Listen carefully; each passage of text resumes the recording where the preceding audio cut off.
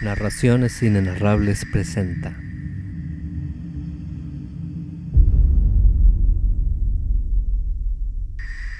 de Howard Phillips Lovecraft.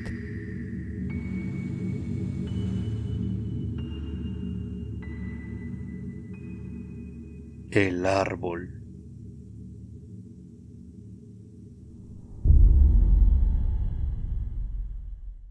En una verde ladera del monte Menalo, en Arcadia, se halla un olivar en torno a las ruinas de una villa. Al lado se encuentra una tumba, antaño embellecida con las más sublimes esculturas, pero sumida ahora en la misma decadencia que la casa.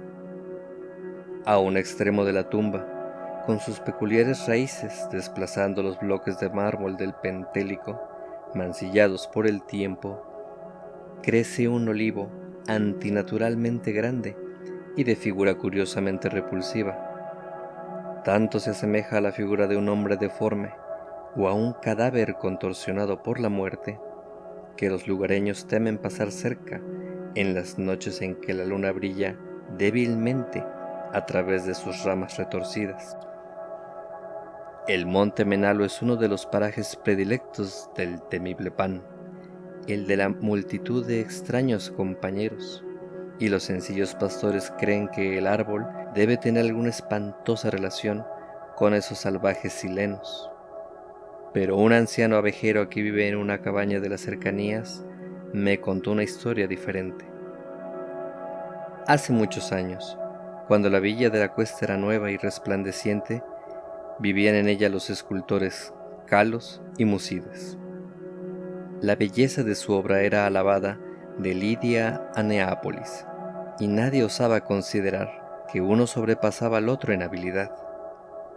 El Hermes de Calos se alzaba en un marmóreo santuario de Corinto, y la Palas de Musides remataba una columna en Atenas, cerca del Partenón. Todos los hombres rendían homenaje a Calos y Musides, y se asombraban de que ninguna sombra de envidia artística enfriara el calor de su amistad fraternal.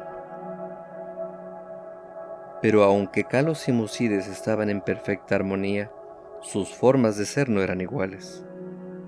Mientras que Musides gozaba las noches entre los placeres urbanos de Tegea, Calos prefería quedarse en casa, permaneciendo fuera de la vista de sus esclavos al fresco amparo del olivar.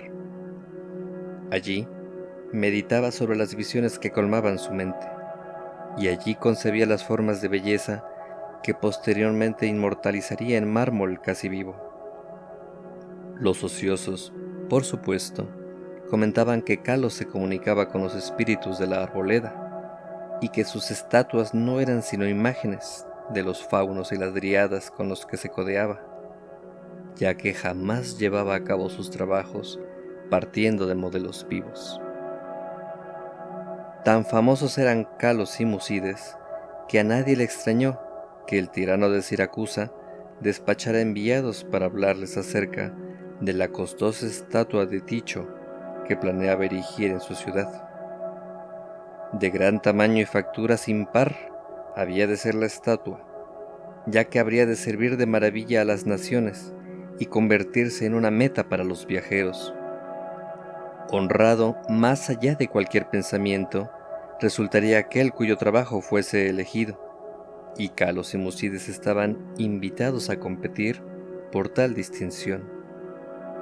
Su amor fraterno era de sobra conocido, y el astuto tirano conjeturaba que, en vez de ocultarse sus obras, se prestarían mutua ayuda y consejo.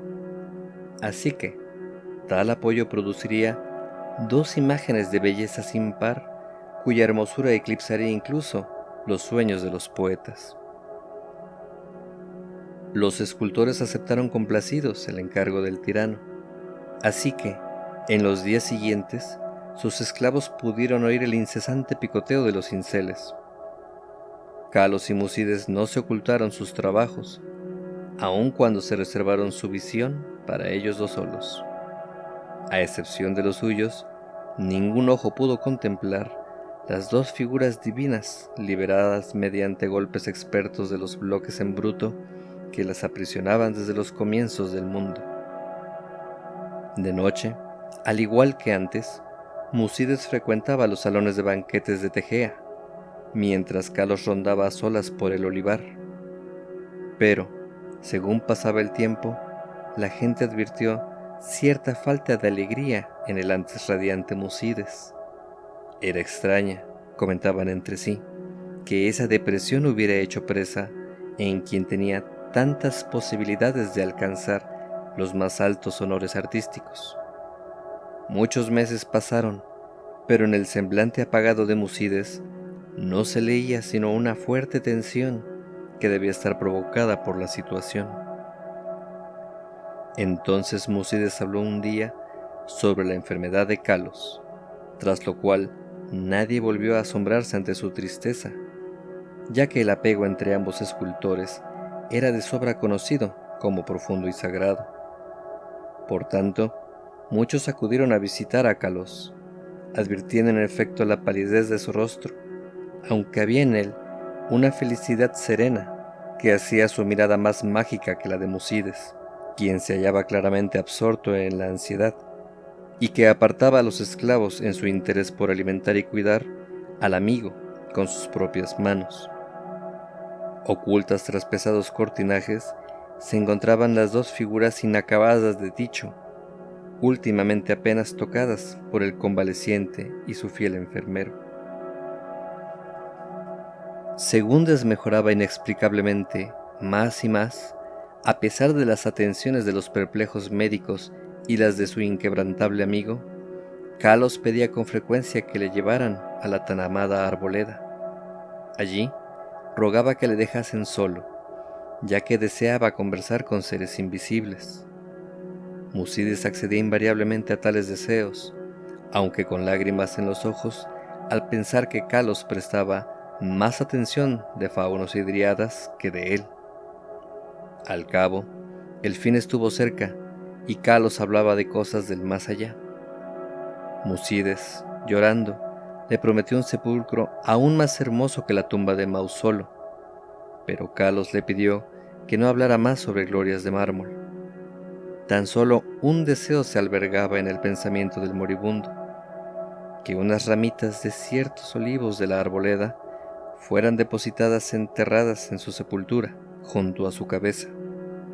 Y una noche, sentado a solas en la oscuridad del olivar, Kalos murió. Hermoso más allá de cualquier descripción resultaba el sepulcro de mármol que el afligido Musides cinceló para su amigo bien amado.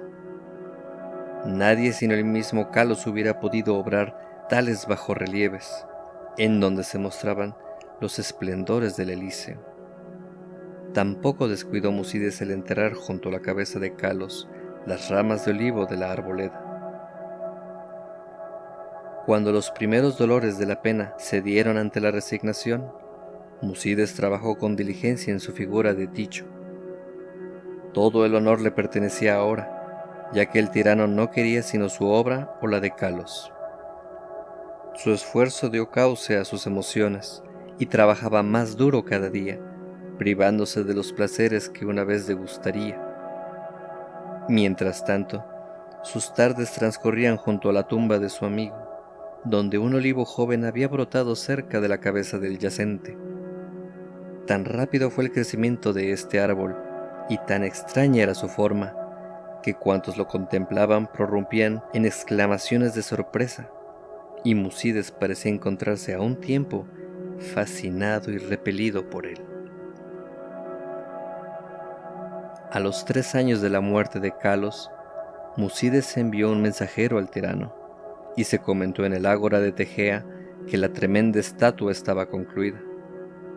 Para entonces, el árbol de la tumba había alcanzado asombrosas proporciones, sobrepasando al resto de los de su clase, y extendiendo una rama singularmente pesada sobre la estancia en la que Musides trabajaba. Mientras, muchos visitantes acudían a contemplar el árbol prodigioso, así como para admirar el arte del escultor, por lo que Musides casi nunca se hallaba a solas.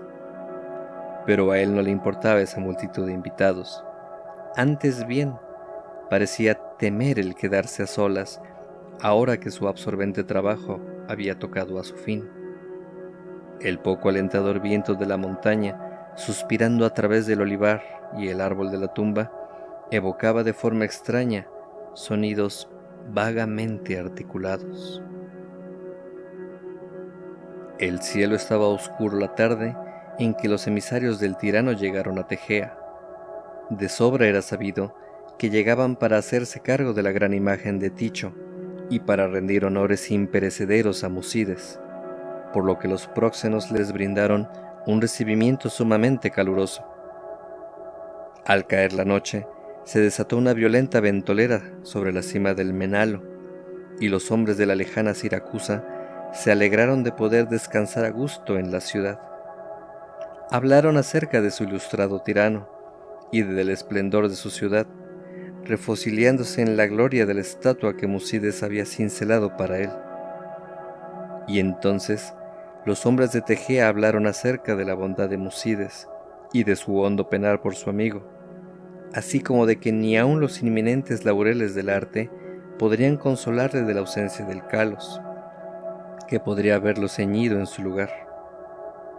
También hablaron sobre el árbol que crecía en la tumba, junto a la cabeza de Calos. El viento aullaba aún más horriblemente, y tanto los siracusanos como los arcadios elevaron sus preces a Eolo. A la luz del día, los próxenos guiaron a los mensajeros del tirano cuesta arriba, hasta la casa del escultor. Pero el viento nocturno había realizado extrañas hazañas. El griterío de los esclavos se alzaba en una escena de desolación, y en el olivar ya no se levantaban las resplandecientes columnatas de aquel amplio salón donde Musides soñara y trabajara. Solitarios y estremecidos penaban los patios humildes y las tapias, ya que sobre el suntuoso peristilo mayor se había desplomado la pesada rama que sobresalía del extraño árbol nuevo, reduciendo, de una forma curiosamente completa, aquel poema en mármol a un montón de ruinas espantosas. Extranjeros y tejeanos quedaron pasmados, contemplando la catástrofe causada por el siniestro árbol cuyo aspecto resultaba tan extrañamente humano, y cuyas raíces alcanzaban de forma tan peculiar el esculpido sepulcro de Calos. Y su miedo y desmayo aumentó al buscar entre el derruido aposento, ya que del noble Musides y de su imagen de Ticho maravillosamente cincelada no pudo hallarse resto alguno.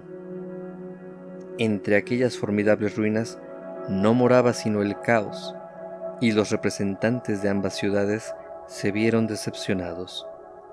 Los siracusanos porque no tuvieron estatua que llevar a casa, los tegeanos porque carecían de artista al que conceder los laureles. No obstante, los siracusanos obtuvieron una espléndida estatua en Atenas, y los tegeanos se consolaron erigiendo en el ágora un templo de mármol que conmemoraba los talentos, las virtudes y el amor fraternal de Musides. Pero el olivar aún está ahí, así como el árbol que nace en la tumba de Calos, y el anciano abejero me contó que a veces las ramas susurran entre sí en las noches ventosas, diciéndose una y otra vez: Oida, oida, yo sé, yo sé.